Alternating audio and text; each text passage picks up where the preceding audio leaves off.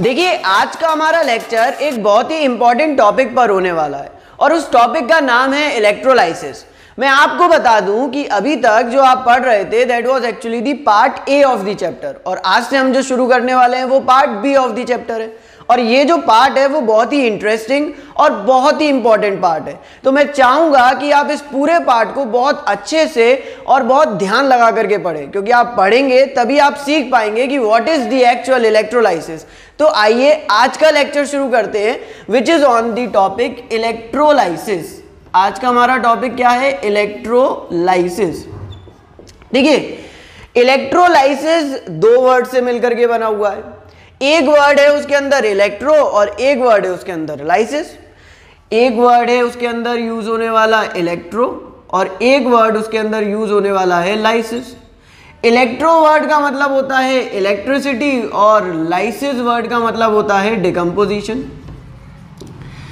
यानी कि इसमें हम क्या बात कर रहे हैं?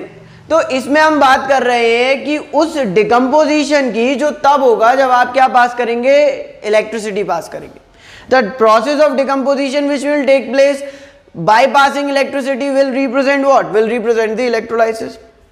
मतलब इसके अंदर एक्चुअली इलेक्ट्रिकल एनर्जी का कन्वर्जन होगा। इसमें इलेक्ट्रिकल एनर्जी का कन्वर्जन होगा किसमें? केमिकल एनर्जी में। यानी कि इसके अंदर कोई केमिकल रिएक्शन तब होगी जब आप उसके अंदर क्या पास करेंगे? इलेक्ट्रिसिटी पास करेंगे। इट इज क्वाइट सिंपल, कोई कॉम्प्लिकेट करने की बात नहीं है। बस मैंने आपसे ये कहा कि व्हाट इज इलेक्ट्रोलाइसिस, तो आपने कहा कि इलेक्ट्रोलाइसिस मतलब इलेक्ट्रिसिटी और डिकम्पोजिशन। यानी कि आप इलेक्ट्रिसिटी पास करके कोई डिकम्पोजिशन करवा रहे हो।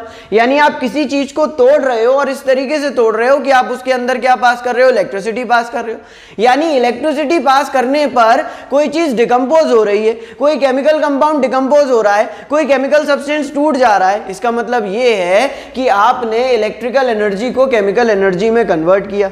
इसका मतलब यह है कि आपने इलेक्ट्रिसिटी पास करके किसी केमिकल रिएक्शन को करवाया।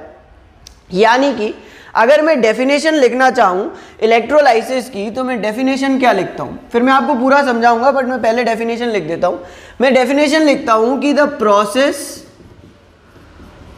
Of decomposition of an electrolyte on passing electricity through its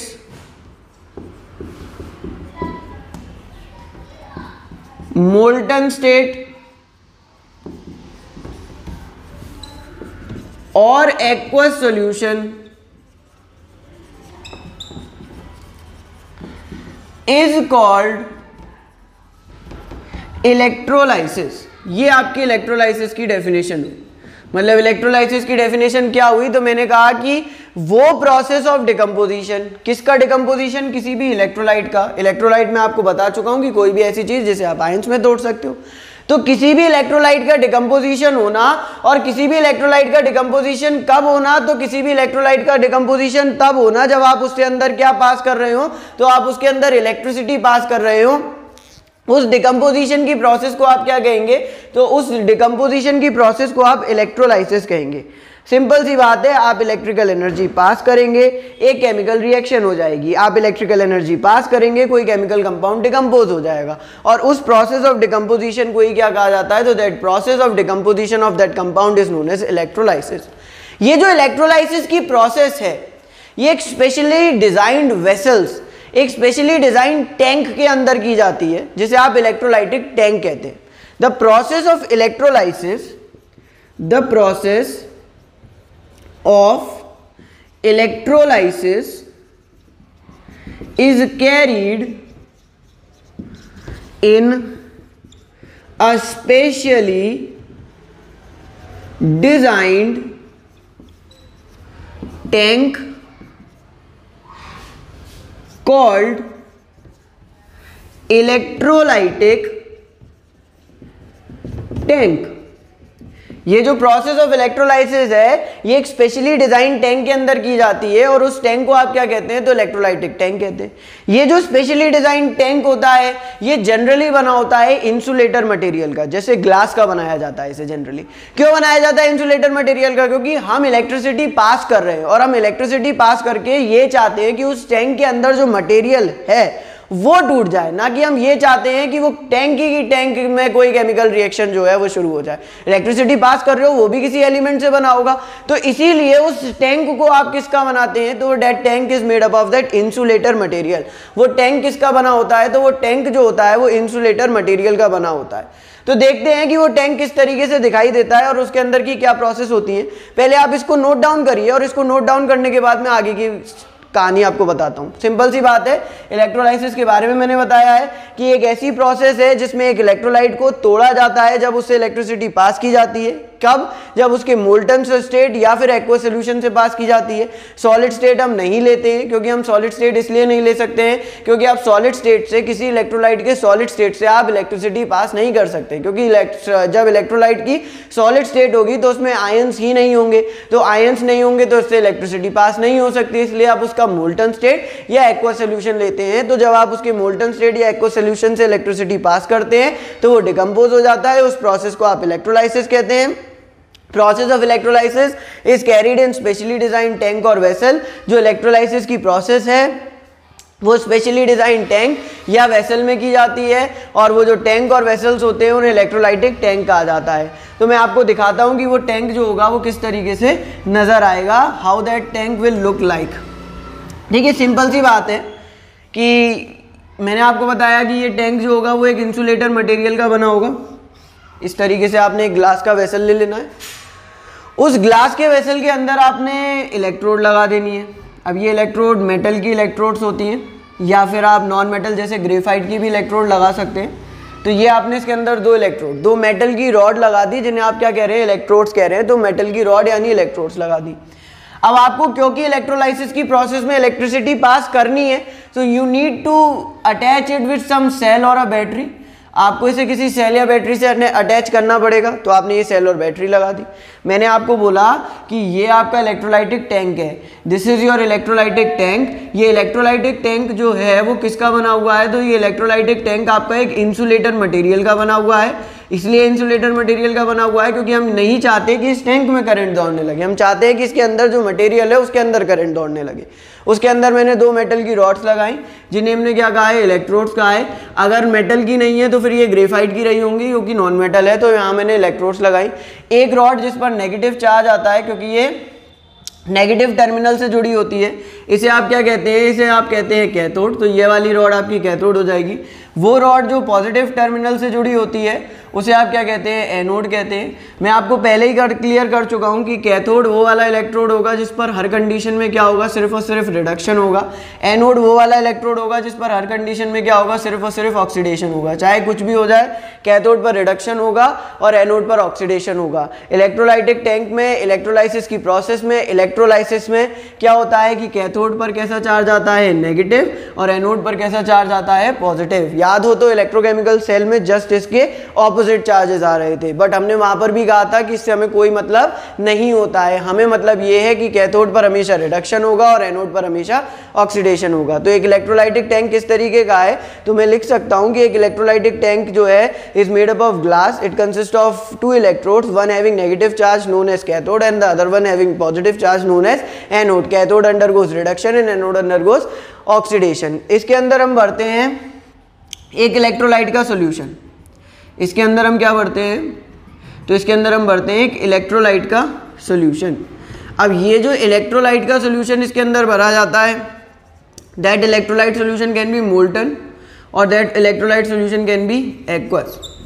वो इलेक्ट्रोलाइट का सॉल्यूशन, इसके अंदर भरा जाने वाला इलेक्ट्रोलाइट का सॉल्यूशन मोल्टन भी हो सकता है और वो इलेक्ट्रोलाइट का सॉल्यूशन एक्वस भी हो सकता है। सॉलिड नहीं लिया जाता है क्योंकि सॉलिड जो होता है, solid electrolyte will not conduct electricity. ये सॉलिड इलेक्ट्रोलाइट को इलेक्ट्रिसिटी को तो कंडक्ट करेगा नहीं, तो इसलिए उसको बनने का कोई बेनिफिट नहीं होगा। इसलिए हम इसके अंदर या तो मोल्टन मतलब होता है पिघला हुआ, आपने उसे पिघला दिया, गला दिया, इतना हीट किया कि वो पिघल गया, तो आपने मोल्टन इलेक्ट्रोलाइट ले लिया, या आपने उसका एक्वा सोल्यूशन ले लिया, क्योंकि एक्वा सोल्यूशन में भी उसके आयंस फ्री हो जाएंगे और मोल्टन स्टेट में भी उसके आयंस फ्री हो जाएंगे, और दोनों से इलेक्ट्रिसिटी पास हो जाएगी, दोनों से इजीली इलेक्ट्रिसिटी कंडक्ट हो सकती होगी। तो इसीलिए हमने क्या करा है, हमने यहाँ पर मोल्टन या एक्वा सोल्यूशन उनका ले रखा है। तो ये मेरा इलेक्ट्रोलाइटिक टैंक था, this is my electrolytic cell या इलेक्ट्रोलाइटिक टैंक। ये इलेक्ट्रोलाइटिक सेल था या फिर इलेक्ट्रोलाइटिक टैंक था, जो कि एक इंसुलेटर मटेरियल का था। अगर मैं आपसे पूछूं कि इसके अंदर जो रिडक्शन और ऑक्सीडेशन यानी कि रिडॉक्स रिएक्शन हो रही है, वो डायरेक्ट हो रही है या इनडायरेक्ट हो रही है, तो आपका जवाब क्या होना चाहिए? बिल्कुल आपका जवाब होना चाहिए कि इसके अंदर डायरेक्ट रिडॉक्स रिएक्शन हो रही है। डायरेक्ट क्यों हो रही है? क्योंकि इसके अंदर ऑक्सीडेशन और रिडक्शन दोनों सेम वेसल में हो रहा है, और यहां पर किसी भी तरीके का कोई सॉल्ट ब्रिज यूज नहीं किया जा रहा है। मैंने आपको इलेक्ट्रोकेमिकल सेल में बताया था कि अगर वहां पर ऑक्सीडेशन और रिडक्शन एक वेसल में हो भी रहा है, तब भी वहां पर सॉल्ट ब्रिज यूज होगा। जैसे आप याद करिए सॉल्ट ब्रिज में क्या हो रहा था, तो जैसे आप याद करिए डेनियल सेल में क्या हो रहा था। डेनियल सेल में ऑक्सीडेशन और रिडक्शन दोनों हो रहा था, बट वहां पर एक सॉल्ट ब्रिज था, जिसकी वजह से दो सेपरेट चैम्बर्स बन गए थे। बट क्या इस इलेक्ट्रोलाइटिक सेल में, इलेक्ट्रोलाइटिक टैंक में क्या दो सेपरेट चैम्बर्स हैं? बिल्कुल भी नहीं है। इस इलेक्ट्रोलाइटिक सेल या इलेक्ट्रोलाइटिक टैंक में किसी भी तरीके के दो चैम्बर्स नहीं हैं। तो इसके अंदर कैसी रिडॉक्स रिएक्शन होती है? तो हम कहते हैं कि it involves direct redox reaction, क्योंकि इसके अंदर जो रिडॉक्स रिएक्शन है वो कैसी होती है? डायरेक्ट होती है। और डायरेक्ट रिडॉक्स रिएक्शन कौन सी रिडॉक्स रिएक्शन होती है? तो डायरेक्ट रिडॉक्स रिएक्शन वो रिडॉक्स रिएक्शन होती हैं जिनमें ऑक्सीडेशन और रिडक्शन सेम वेसल के अंदर होता है और उसमें दो सेपरेट चैम्बर्स का फॉर्मेशन नहीं होता है। देखिए अब मैं अगर बात करूं कि इसके अंदर एक्चुअल प्रोसेस होगी क्या, मैं इलेक्ट्रोलाइसिस कह रहा हूं तो उस इलेक्ट्रोलाइसिस में होगा क्या, तो वो और मैं आपको बता देता हूं। मान लीजिए आपने इसके अंदर जो इलेक्ट्रोलाइट भरा है वो AB इलेक्ट्रोलाइट भर दिया। मान लीजिए AB इलेक्ट्रोलाइट का आपने एक्वा सोल्यूशन भर दिया। जैसे ही आप उसका एक्वा सोल्यूशन या मोल्टन स्टेट भरते हैं तो इसके अंदर क्या प्रेजेंट होगा? A आयन और B आयन प्रेजेंट होगा, बट वो A आयन और B आयन अभी साथ साथ प्रेजेंट है, they are present in the same solution, वो सेम सॉल्यूशन में प्रेजेंट है। मुझे उन्हें सेपरेट करना है, अलग अलग करना है। तो देखिए ये आपका A पॉजिटिव आयन है और B नेगेटिव आयन है। आपने एक इलेक्ट्रोलाइट ले लिया which is the AB electrolyte. अब ये AB इलेक्ट्रोलाइट में आपने AB इलेक्ट्रोलाइट का एक्वा सोल्यूशन या मोल्टन स्टेट जब ली तो ये आयंस में डिसोसिएट हो गया, आयंस इनके अंदर प्रेजेंट है। अब इन आयंस को मुझे अलग अलग करना है, बिल्कुल सेपरेट कर देना है। तो मैं कैसे करता हूं? तो देखिए क्या होगा कि एट कैथोड वो इलेक्ट्रोड होगा जिसकी तरफ कौन आएगा? कैटायन आएगा। क्योंकि देखिए कैथोड पर कैसा चार्ज होता है? नेगेटिव चार्ज, और कैटायन पर कैसा चार्ज होता है? Positive charge. तो कैटायन एक्चुअली कैथोड की तरफ मूव करता है, क्योंकि कैथोड पर कैसा चार्ज होता है? नेगेटिव चार्ज होता है। कैटायन किसकी तरफ मूव करता है? कैथोड की तरफ। अब यहां पर कैटायन कौन है? A positive ion. So A positive ion जो होगा वो किसकी तरफ जाएगा? कैथोड की तरफ जाएगा। वहां पर एक इलेक्ट्रॉन गेन करेगा और किस में कन्वर्ट हो जाएगा? A में कन्वर्ट हो जाएगा। अब मेरा A जो है वो क्या हो गया है? सेपरेट हो गया है। अब बात आई एनोड पर क्या होगा? तो देखिए एनोड वो इलेक्ट्रोड होता है जिसकी तरफ कौन मूव करता है? एनायन मूव करता है। एनायन पर कैसा चार्ज होता है? Negative charge. तो एनोड पर कैसा चार्ज होगा? Positive charge. अब ये B नेगेटिव आयन जाएगा और ये B नेगेटिव आयन जाकर के क्या करेगा? एक इलेक्ट्रॉन लूज करेगा और किस में कन्वर्ट हो जाएगा? तो ये B नेगेटिव B में कन्वर्ट हो जाएगा। अब A और B दोनों क्या हो चुके हैं? सेपरेट हो चुके हैं।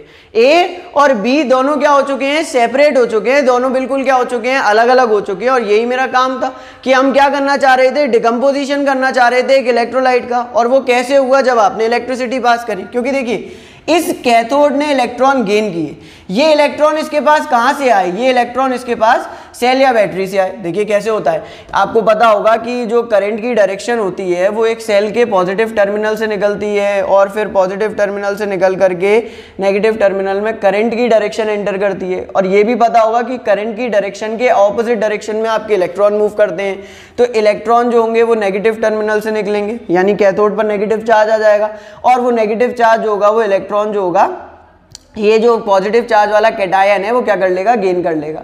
वो जो नेगेटिव चार्ज यानी वो जो इलेक्ट्रॉन होगा वो कैटायन क्या कर लेगा, गेन कर लेगा। तो कैटायन ने कैथोड पर जाकर के गेन कर लिया, क्योंकि कैथोड पर इलेक्ट्रॉन गेन हुए यानी इलेक्ट्रोड का क्या हुआ, कैथोड पर क्या हुआ, कैथोड पर रिडक्शन हुआ। बहुत सिंपल सा है, कॉम्प्लिकेट में बिल्कुल भी नहीं कर रहा हूँ। मैंने आपसे कहा कि आप एक AB इलेक्ट्रोलाइट लिए, रियल सेंस समझिए इलेक्ट्रोलाइसिस का।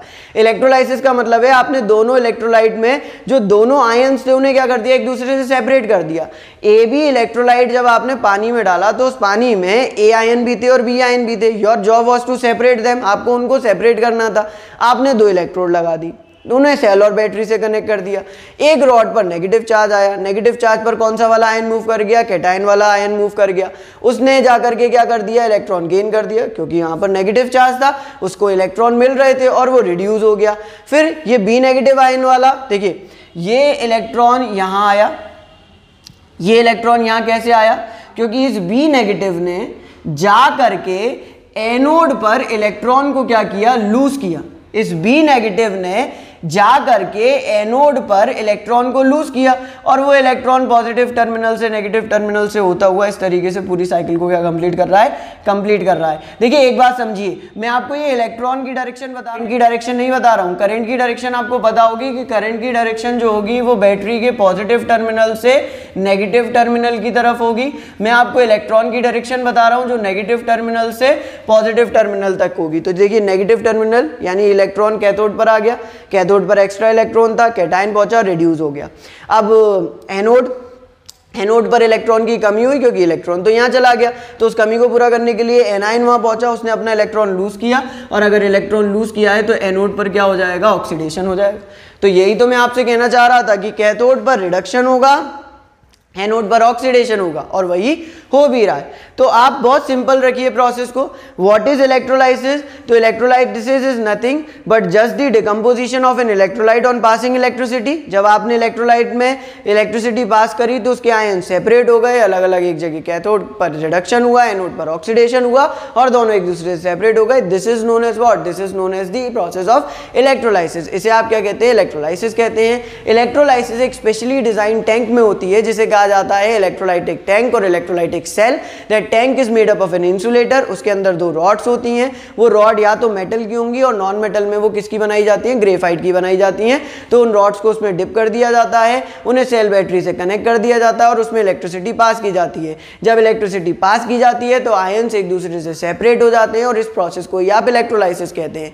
इस इलेक्ट्रोलाइटिक टैंक में कौन से टाइप ऑफ रिडॉक्स रिएक्शन होता है, तो इस इलेक्ट्रोलाइटिक टैंक में कौन सा टाइप ऑफ रिडॉक्स रिएक्शन होता है, डायरेक्ट रिडॉक्स रिएक्शन होता है, क्योंकि इसमें ऑक्सीडेशन और रिडक्शन सेम वेसल के अंदर हो रहा है। इसके अंदर ऑक्सीडेशन और रिडक्शन क्योंकि सेम वेसल के अंदर हो रहा है इसलिए इसके अंदर डायरेक्ट रिडॉक्स रिएक्शन हो रहा है।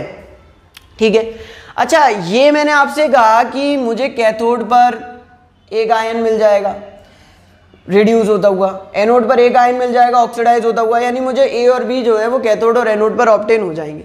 बट ये ए और बी ऑब्टेन होना किस किस चीज पर डिपेंड करेगा, यानी प्रोडक्ट ऑफ इलेक्ट्रोलाइसिस क्या किन्हीं फैक्टर्स पर डिपेंड करता है या नहीं करता है, मुझे ये पता करना है। तो अब हम पढ़ते हैं about the factors affecting product of electrolysis. Very important topic, ये आगे जाकर के इसी टॉपिक में बहुत बहुत इंपॉर्टेंट रोल प्ले करने वाला है। तो मैं चाहूंगा कि आप इसे ध्यान से देखिए। मैं इसे साफ करता हूं फिर आप देखिएगा। मैं बात कर रहा हूं about the factors affecting the product of electrolysis. वो कौन से फैक्टर्स हैं जो प्रोडक्ट ऑफ इलेक्ट्रोलाइसिस को क्या करेंगे, अफेक्ट करेंगे। What are the factors which actually affect the product of electrolysis. वो कौन से फैक्टर्स हैं जो प्रोडक्ट ऑफ इलेक्ट्रोलाइसिस को अफेक्ट करेंगे। पहला फैक्टर नेचर ऑफ इलेक्ट्रोलाइट। आप इलेक्ट्रोलाइट कौन सा ले रहे हैं, ये भी बहुत इंपॉर्टेंट फैक्टर है। बिल्कुल, नेचर ऑफ इलेक्ट्रोलाइट एक बहुत इंपॉर्टेंट फैक्टर है। आप अगर AlCl3 लेंगे तो प्रोडक्ट डिफरेंट ऑब्टेन होगा, अगर आप KCl लेंगे तो प्रोडक्ट डिफरेंट ऑब्टेन होगा, NaCl लेंगे तो कैथोड एनोड पर प्रोडक्ट डिफरेंट ऑब्टेन होगा, MgCl2 लेंगे तो कैथोड एनोड पर प्रोडक्ट जो होगा वो डिफरेंट ऑब्टेन होगा। आप अगर NH4 होल ट्वाइस SO4 लेंगे तो कैथोड एनोड पर प्रोडक्ट डिफरेंट होगा, यानी कि the product obtained at the cathode and the anode, यानी कि जो भी आपको प्रोडक्ट कैथोड और एनोड पर ऑब्टेन हो रहा है वो एक फैक्टर इस पर भी डिपेंड करता है कि आपने किस तरीके का इलेक्ट्रोलाइट ले रखा है, what is the nature of electrolyte use, यानी कि the product of electrolysis also depend upon the nature of electrolyte, यानी the product of electrolysis depends upon the nature of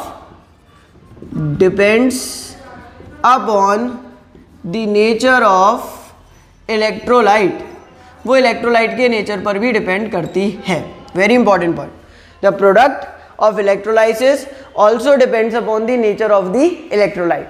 एक और फैक्टर जिस पर ये डिपेंड करती है वो होता है मीडियम ऑफ इलेक्ट्रोलाइट, यानी कि आपके इलेक्ट्रोलाइट का क्या मीडियम है, what is the medium of the electrolyte use, मतलब आपका इलेक्ट्रोलाइट मोल्टन स्टेट में है या फिर एक्वस सॉल्यूशन में। मैं अभी आपके सामने दोनों के केसेस बताऊंगा और आप देखेंगे कि मोल्टन स्टेट में कैथोड और एनोड पर डिफरेंट प्रोडक्ट ऑब्टेन हो रहा होगा और एक्वस सॉल्यूशन में कैथोड और एनोड पर बिल्कुल डिफरेंट प्रोडक्ट ऑब्टेन हो रहा होगा, यानी कि आपका इलेक्ट्रोलाइट का मीडियम क्या है, what is the medium in which that particular electrolyte is present, this also determines कि आपके प्रोडक्ट ऑफ इलेक्ट्रोलाइसिस क्या होंगे, यानी प्रोडक्ट ऑफ इलेक्ट्रोलाइसिस एक फैक्टर जिस पर वो डिपेंड करते हैं वो है मीडियम ऑफ इलेक्ट्रोलाइट, यानी वो एक्वस सॉल्यूशन में है या फिर मोल्टन स्टेट में है। The product of electrolysis also depends upon the medium of electrolyte या medium in which the electrolyte is present. Medium जिसमें इलेक्ट्रोलाइट प्रेजेंट है ये भी एक डिटरमाइनिंग फैक्टर है कि what will be the product of electrolysis,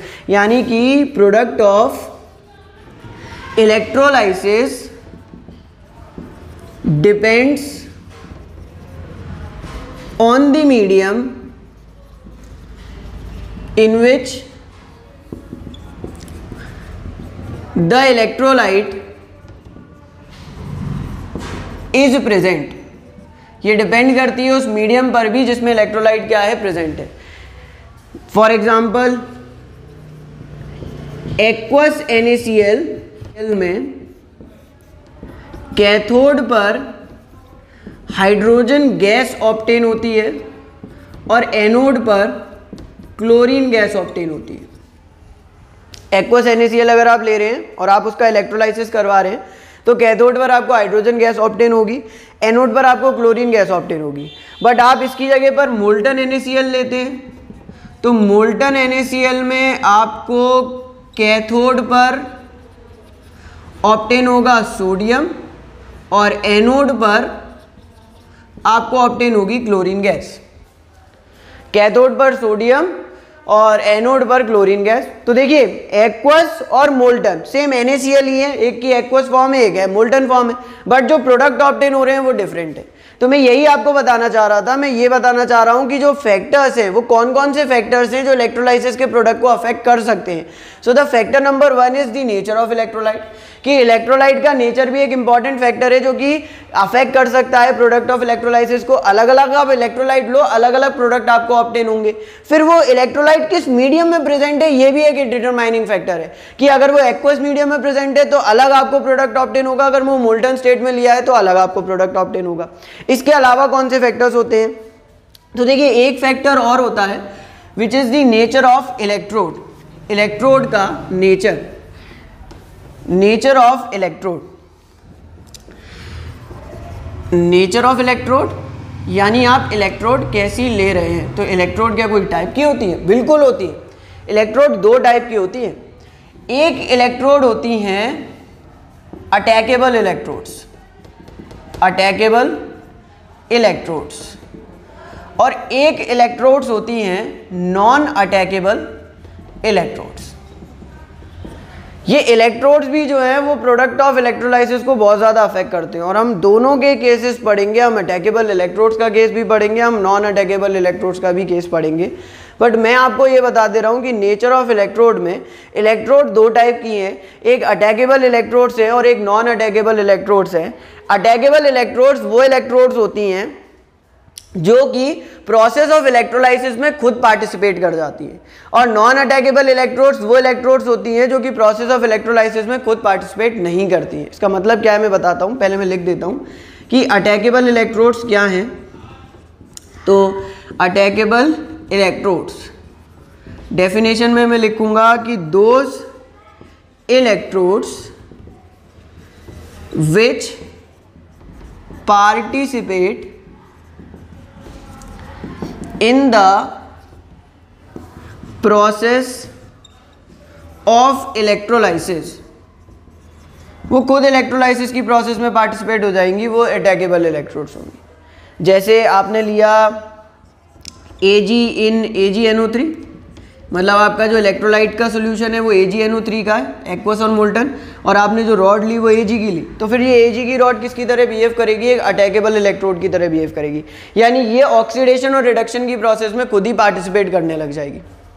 जो आपके इलेक्ट्रोलाइटिक सेल के अंदर ऑक्सीडेशन और रिडक्शन हो रहा है ये उसके अंदर खुद ही पार्टिसिपेट करने लग जाएगी, यानी Ag का ही ऑक्सीडेशन हो रहा होगा और Ag का ही उसमें रिडक्शन हो रहा होगा, और किसी चीज़ का कुछ नहीं हो रहा होगा। ये कैसे होगा मुझे मालूम है, आपको थोड़ा सा डाउट हो रहा होगा, बट मैं आपको पूरा क्लियर करूंगा, मैं आपको विद एग्जांपल समझाऊंगा, पूरी प्रोसेस भी करके दिखाऊंगा। बट मैं अभी आपको सिर्फ डेफिनेशन बता रहा हूँ, और डेफिनेशन में मैंने आपको क्या बताया, तो मैंने आपसे बस ये कहा है कि अटैकेबल इलेक्ट्रोड्स क्या होते हैं। तो मैंने कहा कि वो इलेक्ट्रोड्स जो कि प्रोसेस ऑफ इलेक्ट्रोलाइसिस में पार्टिसिपेट करती हैं उन्हें आप क्या कहते हैं, उन्हें आप अटैकेबल इलेक्ट्रोड्स कहते हैं। जैसे AgNO3 के अंदर आपने AgNO3 का सोल्यूशन लिया और उस AgNO3 के सॉल्यूशन के अंदर आपने जो दो रॉड्स लगाई हैं वो दोनों रॉड्स आपने किसकी लगा दी, वो दोनों रॉड्स आपने सिल्वर की लगा दी।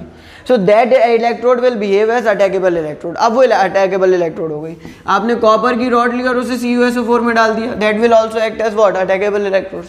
सो those electrodes which actually participate in the process of electrolysis, वो इलेक्ट्रोड जो इलेक्ट्रोलाइसिस की प्रोसेस में ही पार्टिसिपेट कर जाती हैं उन्हें आप क्या कहते हैं, उन्हें आप अटैकेबल इलेक्ट्रोड्स कहते हैं। Those electrodes are simply termed as the attackable electrodes. Non attackable electrodes, तो नॉन अटैकेबल इलेक्ट्रोड्स वो इलेक्ट्रोड्स होती हैं, नॉन अटैकेबल इलेक्ट्रोड्स, ये हट जाओ, यहाँ से हट जाओ, हट गए इलेक्ट्रोड्स।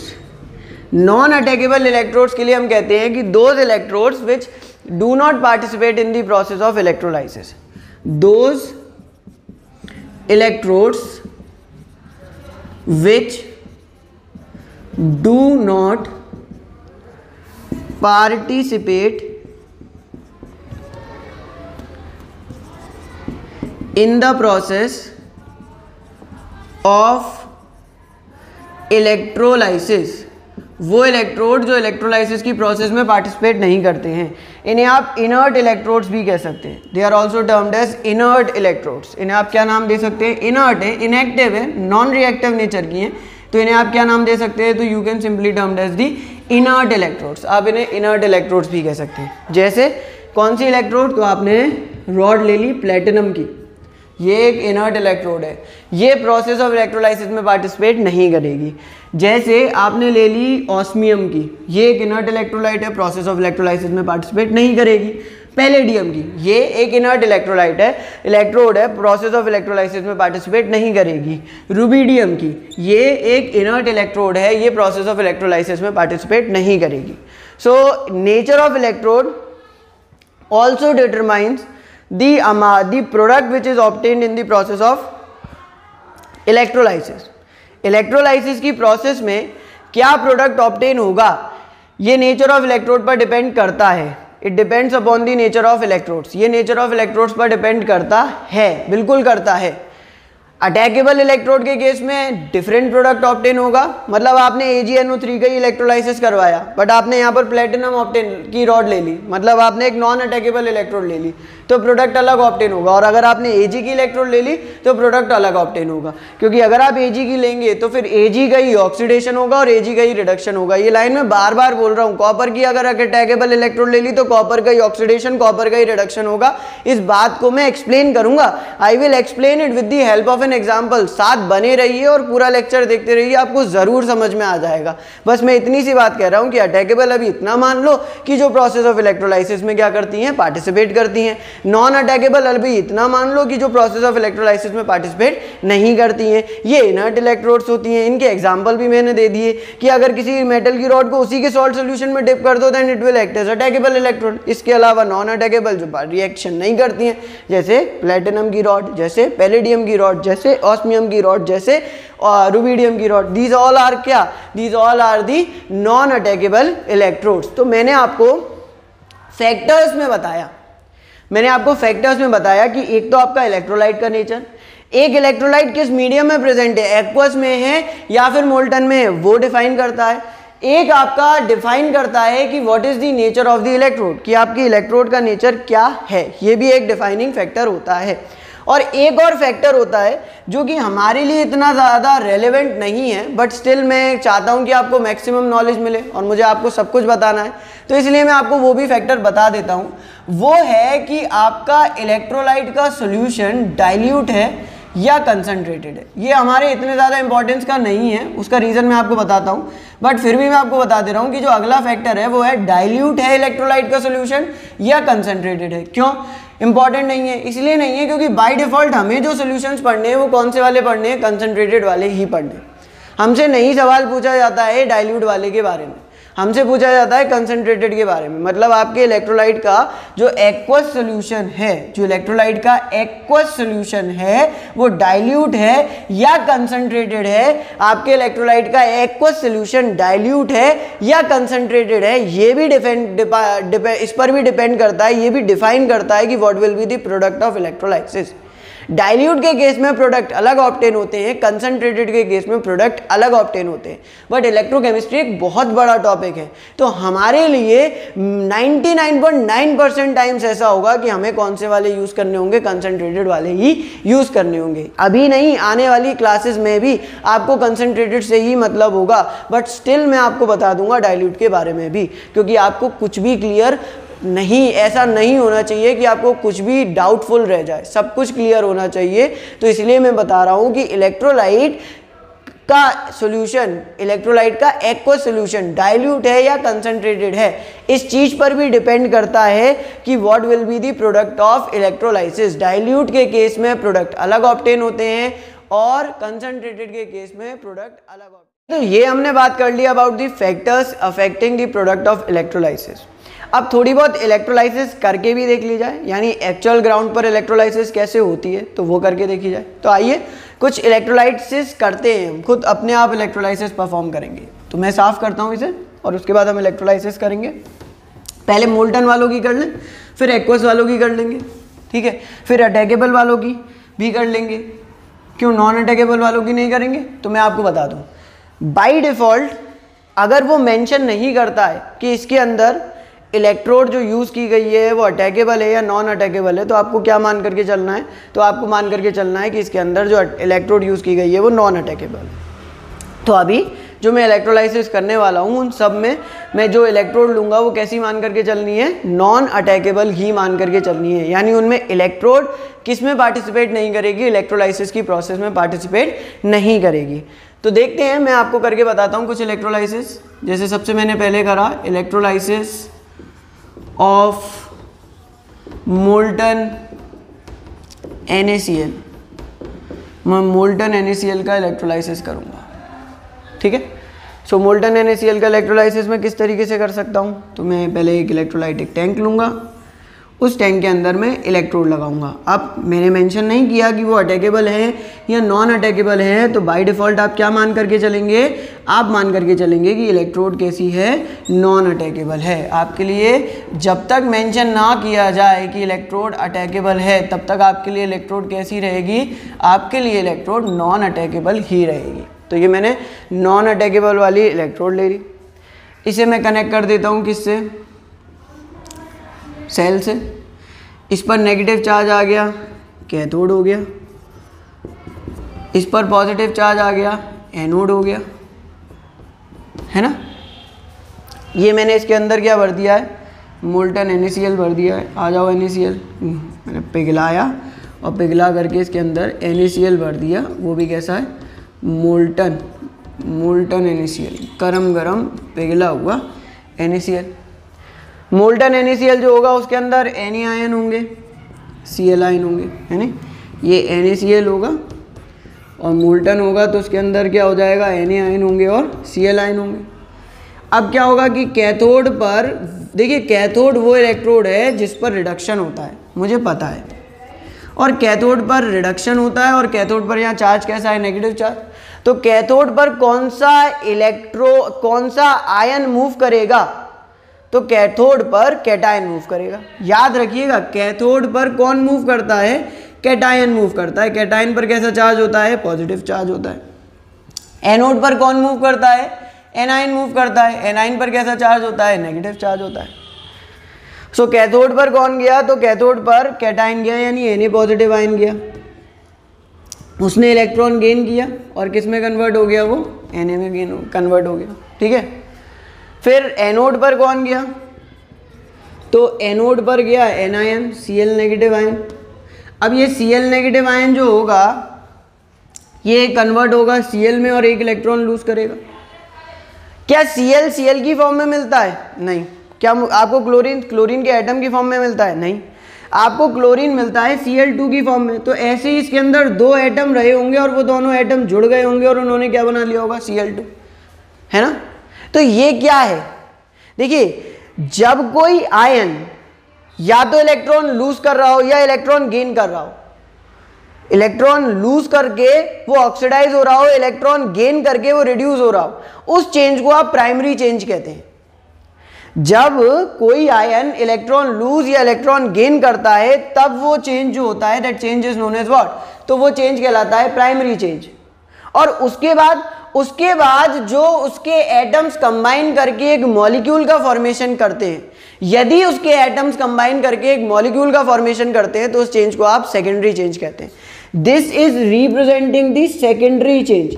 ये रिप्रेजेंट कर रहा है किस चेंज को, तो ये रिप्रेजेंट कर रहा है सेकेंडरी चेंज को, and this is representing primary change. ये प्राइमरी चेंज को रिप्रेजेंट कर रहा है। ये क्या रिप्रेजेंट कर रहा है, प्राइमरी चेंज को रिप्रेजेंट कर रहा है। तो क्या इसमें सेकेंडरी चेंज नहीं होगा, अरे हो गया। सोडियम इसी फॉर्म में मिलता है, अब मैं उसमें कुछ कर तो नहीं सकता हूँ। एक स्टेप के बाद दूसरा स्टेप हो, that change is known as secondary change. अब इसमें तो सेकेंडरी चेंज की जरूरत ही नहीं थी ना। तो मैंने आपको बताया कि जब कोई आयन या तो इलेक्ट्रॉन लूज करे या गेन करे, उस स्टेप को क्या कहेंगे आप, प्राइमरी चेंज कहेंगे। जब कोई आयन इलेक्ट्रॉन लूज करे या गेन करे, that step is known as what, that step is known as the primary change. और प्राइमरी चेंज के बाद अगर किसी मॉलिक्यूल का फॉर्मेशन हो रहा है तो उस चेंज को आप क्या कहेंगे, तो उस चेंज को आप सेकेंडरी चेंज कहेंगे। So this is representing the primary change, this is representing the secondary change. तो मैंने प्राइमरी और सेकेंडरी चेंज क्या होते हैं ये भी आपको बता दिया। अब बैलेंस करने के लिए देखिए, यहाँ 2 Cl के एटम है तो 2 Cl होंगे, तो 2 इलेक्ट्रॉन होंगे, तो यहाँ भी 2 होंगे। अब इसने 2 इलेक्ट्रॉन, अगर इसने 2 इलेक्ट्रॉन लूज करे हैं तो इसने 2 इलेक्ट्रॉन गेन करे होंगे, तो यानी 2 सोडियम रहा होगा, यहाँ भी 2 सोडियम रहा होगा। 2 Na आयन है, 2 Cl आयन है, तो यहाँ भी क्या होगा, 2 NaCl होगा। समझ में आया कैसे बनी। 2 Cl के एटम चाहिए थे तो 2 Cl के एटम, तो 2 का मल्टीप्लाई पूरी इक्वेशन में ही तो होगा। अगर मुझे यहाँ 2 Cl लाने हैं तो मुझे पूरी इक्वेशन में ही तो 2 का मल्टीप्लाई करना था, तो मैंने 2 का मल्टीप्लाई कर दिया। अब अगर इसने 2 इलेक्ट्रॉन लूज करे तो इसने 2 इलेक्ट्रॉन गेन करे होंगे, क्योंकि जो एनोड पर इलेक्ट्रॉन लूज होते हैं वही कैथोड पर गेन होते हैं। जो एनोड पर लूज होते हैं वो कैथोड पर गेन होते हैं। और बेहतर समझना है तो आप इसे ऐसे कर लो कि आप पहले क्या कर लो, पहले आप एनोड की रिएक्शन लिख लो, एट एनोड पर क्या हुआ। ऐसा कोई हार्ड एंड फास्ट रूल नहीं है कि आपको एनोड की पहले लिखनी है, वो हम अपनी सहूलियत के लिए पहले एनोड की लिख लेते हैं। मैं आपको पॉइंट बता देता हूँ, ऐसा कोई रूल नहीं है कि आपको पहले एनोड की रिएक्शंस ही लिखनी है, नहीं। But for the sake of convenience हम एनोड की रिएक्शंस जनरली पहले लिख लेते हैं। जो हाफ सेल रिएक्शंस लिखते हैं उसमें हम एनोड की रिएक्शंस जनरली पहले लिख लेते हैं, क्योंकि एनोड जब इलेक्ट्रॉन लूज करेगा तभी तो कैथोड इलेक्ट्रॉन गेन करेगा। तो उस पॉइंट ऑफ व्यू को देखते हुए हम एनोड की रिएक्शंस पहले लिख लेते हैं। इसीलिए मैं पहले कैथोड की बता देता हूँ कि ऐसा कोई रूल नहीं है, सेम ही आएगा प्रोडक्ट तब भी, बट फिर भी for the sake of convenience हम एनोड की रिएक्शंस पहले लिख लेते हैं। तो मैंने एनोड की रिएक्शन लिखनी है। एनोड पर क्या है कि एनोड पर देखो एनोड पर क्या है, तो एनोड पर Cl नेगेटिव है, एनोड पर Cl नेगेटिव जो है वो एक इलेक्ट्रॉन लूज करके Cl में कन्वर्ट हुआ, Cl जो है वो उसके दो एटम्स कंबाइन करके Cl2 बनाएंगे। अब देखिए यहाँ दो एटम थे तो इस पूरी इक्वेशन में 2 का मल्टीप्लाई हुआ तो यहाँ 2 यहाँ 2 यहाँ 2 हो गया कि नहीं। अब इसने दो इलेक्ट्रॉन लूज किए तो देखिए कैथोड पर क्या होगा, तो कैथोड पर Na पॉजिटिव क्या करेगा, इलेक्ट्रॉन गेन करेगा और Na में कन्वर्ट होगा।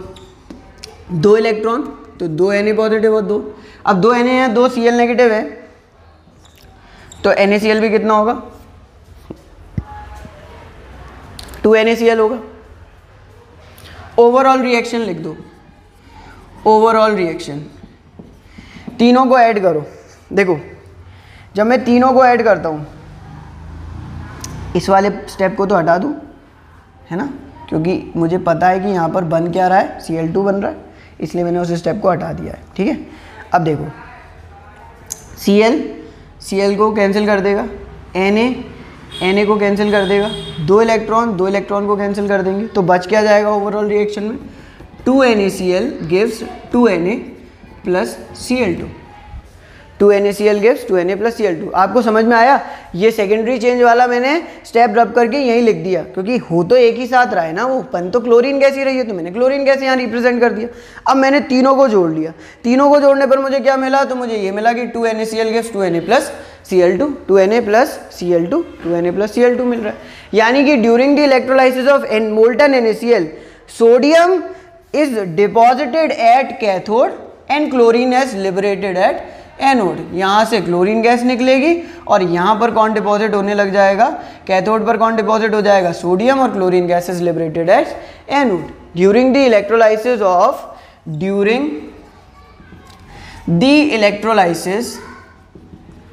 ऑफ molten NaCl,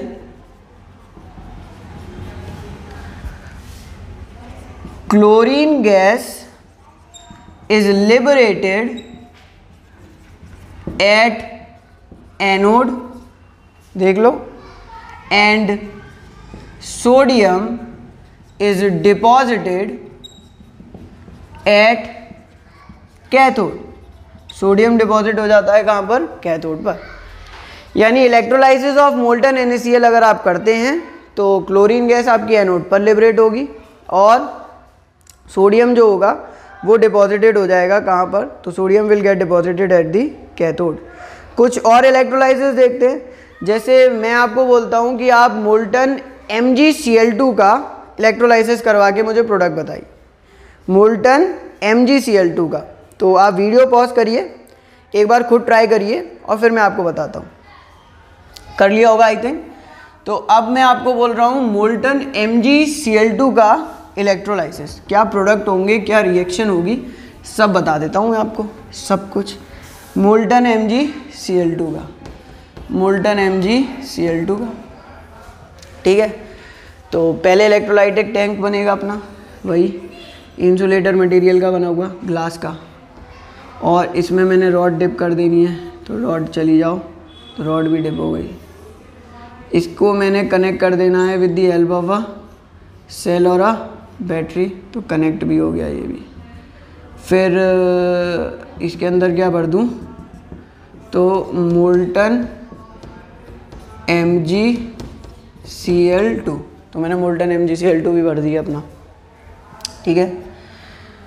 ये कैथोड हो गया, ये एनोड हो गया। कैथोड वो इलेक्ट्रोड जिस पर कैटायन जाएगा, एनोड वो इलेक्ट्रोड जिस पर एनायन जाएगा। सो कैथोड और एनोड भी हमने डेजिग्नेट कर दिए, बता दिया कि कैथोड कौन है, एनोड कौन है। इसके अंदर क्या होगा, इसके अंदर Mg2+ आयन होंगे और Cl नेगेटिव आयन होंगे, है ना। क्या होगा, MgCl2 टूटेगा और Mg2+ आयन देगा और 2Cl नेगेटिव आयन देगा। अब पहले एनोड पे आ जाए, तो एट एनोड देखना ज़रा क्या होगा एनोड पर। देखो कोई हार्ड एंड फास्ट रूल नहीं है, आप कैथोड भी पहले लिख सकते हो, बट जनरली हम एनोड लिखते हैं for the sake of convenience, कि पता चल जाता है ये इतने इलेक्ट्रॉन लूज कर रहा है तो उतने इलेक्ट्रॉन वो गेन करेगा। तो ये 2Cl नेगेटिव है, तो 2Cl negative electron, 2 electron lose करेगा और Cl2 बना देगा, ठीक है। प्राइमरी चेंज और प्राइमरी चेंज में ही सेकेंडरी चेंज भी हो गया, मतलब हमें मॉलिक्यूल भी मिल गया। कैथोड पर क्या हो गया, एनोड पर क्या होता है, तो एनोड पर ऑक्सीडेशन होता है, तो यहाँ पर ऑक्सीडेशन भी हो गया। कैथोड पर क्या होता है, कैथोड पर रिडक्शन होता है, तो रिडक्शन करवा दो, करवाते हैं। Mg2+ 2 इलेक्ट्रॉन गेन करके किस में कन्वर्ट हो जाएगा, Mg में कन्वर्ट हो जाएगा। तीनों इक्वेशंस को ऐड कर दो। ओवरऑल रिएक्शन सबको ऐड कर दूँ तो ओवरऑल रिएक्शन मिल जाएगी। ये 2Cl से 2Cl कैंसिल, Mg2+ से Mg2+ कैंसिल, 2 इलेक्ट्रॉन से 2 इलेक्ट्रॉन कैंसिल, यानी MgCl2 का इलेक्ट्रोलाइसिस हमें क्या दे रहा है, तो वो दे रहा है Mg+Cl2। यही प्रोडक्ट ऑब्टेन हो रहे होंगे, बस हो गया इलेक्ट्रोलाइसिस ऑफ मोल्टन MgCl2। तो आप लिख भी सकते हो कि during the electrolysis of molten MgCl2, Mg is deposited at what, cathode. Mg कहाँ डिपॉजिट हो गया, तो यहाँ डिपॉजिट हो गया Mg, ये गया और डिपॉजिट हो गया। Chlorine gas is liberated at what, anode. Mg is deposited at cathode and chlorine is liberated at anode. Chlorine anode पर लिबरेट हो जाएगी, सिंपल सा है। Mg is deposited at cathode and chlorine is liberated at what, तो chlorine is simply liberated at the anode, chlorine anode पर liberate हो जाएगी। ठीक है, मैं आपको एक और देता हूँ, करिएगा। तो आप करिए अब electrolysis of molten AlCl3, electrolysis of molten AlCl3 करिए, फिर मैं आपको बताता हूँ कि उसके अंदर क्या प्रोडक्ट ऑब्टेन होंगे। तो पहले मैं इसे साफ़ करता हूँ, आप वीडियो पॉज करिए, वीडियो पॉज करके एक बार मुझे प्रोडक्ट बता दीजिए मोल्टन AlCl3 के क्या होंगे। तो AlCl3 वो भी कैसा, मोल्टन वाला, मोल्टन AlCl3 का इलेक्ट्रोलाइसिस। इलेक्ट्रोलाइटिक टैंक बनेगा अपना, उसके अंदर 2 इलेक्ट्रोड लगेंगी, एक वो इलेक्ट्रोड जिस पर नेगेटिव चार्ज होगा, यहाँ पर वो कौन होती है, यहाँ पर वो कैथोड होती है, तो ये अपना कैथोड हो गया। एक वो जिस पर पॉजिटिव चार्ज होता है, यहाँ पर वो कौन होता है, तो वो एनोड होता है, तो ये अपना एनोड हो गया। इसके अंदर आपने मोल्टन AlCl3 डाल दिया। कैसा डाला है, मोल्टन, पिघला हुआ, गला हुआ डाल दिया। तो देख लें, कैथोड पर नेगेटिव चार्ज, एनोड पर पॉजिटिव चार्ज। कैथोड वो जिस पर कैटायन जाएंगे, एनोड वो जिस पर एनाइन जाएंगे। AlCl3 टूटेगा तो Al3+ आयन बनाएगा और Cl नेगेटिव आयन बनाएगा। देखो कैसे, AlCl3 मोल्टन वाला Al3+ आयन बनाता है और 3Cl नेगेटिव आयन बनाता है। AlCl3 Al3+ आयन बनाता है और 3Cl नेगेटिव आयन बनाता है। अब सबसे पहले एनोड लिख लें, तो देखो एट एनोड पर क्या हो रहा है, आओ एनोड, आओ एनोड। एनोड पर ऑक्सीडेशन होता है, किसका होगा ऑक्सीडेशन, एनोड पर कौन मूव करेगा, एनायन, तो यानी कि Cl नेगेटिव आयन, तो 3Cl नेगेटिव आयन, ये 3Cl नेगेटिव आयन जाएंगे, 3Cl बनाएंगे और 3 इलेक्ट्रॉन निकालेंगे, है नहीं। ये तो प्राइमरी चेंज हो गया कि 3Cl नेगेटिव, 3Cl और 3 इलेक्ट्रॉन बनाएंगे।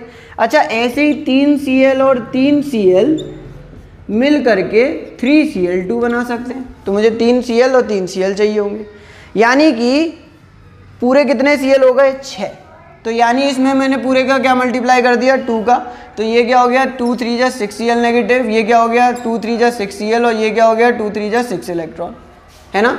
यानी कि मुझे इस पूरे में 2 का मल्टीप्लाई करना पड़ा, तभी तो 6Cl वाली बात बनी। अच्छा, यहाँ पर 6Cl नेगेटिव आयन है, तो इस पूरे में भी 2 का मल्टीप्लाई हो जाएगा, यानी कि यहाँ पर 6Cl नेगेटिव आयन, यहाँ पर 2Al3 पॉजिटिव आयन और यहाँ पर 2AlCl3। पर अभी हम एनोड पर पहुँचे हैं, अभी हम कैथोड पर नहीं पहुँचे हैं। तो एट कैथोड में लिख दूँ ज़रा, तो कैथोड पर क्या हो रहा है, तो कैथोड पर अब देखिए Al3 पॉजिटिव आयन है, वो आएगा और 3 इलेक्ट्रॉन गेन करेगा, पर इलेक्ट्रॉन निकल कितने रहे हैं टोटल, 6। तो यहाँ पर 2 आ जाएगा और यहाँ पर 6 इलेक्ट्रॉन आ जाएंगे, और यहाँ पर 2Al बन जाएगा। आपको समझ में आया मैंने 2 का मल्टीप्लाई क्यों किया था? मैंने पहले AlCl3 तोड़ा तो Al3 पॉजिटिव और 3Cl नेगेटिव निकल रहे थे, 3Cl नेगेटिव थे, 3Cl बनते हैं। ये कौन सा चेंज हो जाता है? Primary change. सेकेंडरी चेंज में मॉलिक्यूल बनेगा तो 3Cl और चाहिए होंगे, तो टोटल 6Cl। तो मैंने 2 का मल्टीप्लाई किया, उस हिसाब से इसमें भी 2 का मल्टीप्लाई हुआ, तो यानी कि 2Al3 पॉजिटिव आयन थे, तो 2Al3 positive ion 6 electron gain करके टोटल 2Al का फॉर्मेशन करते हैं। ओवरऑल रिएक्शन में लिख दूं तो क्या लिखूंगा? तो ओवरऑल रिएक्शन अपनी हो जाएगी कि देखो Cl नेगेटिव से Cl नेगेटिव कैंसिल हो जाएगा, Al3 प्लस से Al3 प्लस कैंसिल हो जाएगा, और 6 इलेक्ट्रॉन से 6 इलेक्ट्रॉन कैंसिल हो जाएंगे, है ना। अच्छा देखिए Cl नेगेटिव, मेन जो 6Cl है वो एक्चुअली है क्या? 3Cl2 ही है ना। जो ये 6Cl है वो एक्चुअली क्या है? 3Cl2 ही है। 6Cl एक्चुअली क्या है? 3Cl2 ही है। तो मैं यहाँ लिख सकता हूँ कि 2AlCl3 क्या देता है? तो वो देता है 3Cl2 देता है, और साथ में आपका 2Al देता है। ये आपकी ओवरऑल रिएक्शन हो गई। तो आप चाहें तो इसमें लिख भी सकते हैं कि during the electrolysis of molten AlCl3, during the electrolysis of molten AlCl3, during the electrolysis of molten AlCl3, molten AlCl3 का इलेक्ट्रोलाइसिस करने पर chlorine gas is liberated at anode. Chlorine gas, वही chlorine gas is liberated at anode, ये anode पर liberate होती है, and aluminium is deposited at cathode. Aluminium कहाँ deposit होता है? तो aluminium is deposited at cathode. So during the electrolysis of molten AlCl3, chlorine is liberated at anode and aluminium is deposited at cathode. Chlorine chlorine chlorine chlorine हो रहा है। Chlorine के बारे में आपको बता चुका हूँ कि ये किसकी बहन है? तो ये शीले की बहन है, यानी इनके डिस्कवरर का नाम क्या था? शीले। तो क्लोरीन किसकी बहन है? शीले की। और क्लोरीन के डिस्कवरर का नाम क्या था? शीले। तो this is our electrolysis of molten NaCl, molten MgCl2 and molten AlCl3। तो आई होप कि आपको मोल्टन स्टेट में इलेक्ट्रोलाइसिस करवाने में कोई भी दिक्कत नहीं आएगी। तो आप मोल्टन वाले का आप समझ चुके हैं।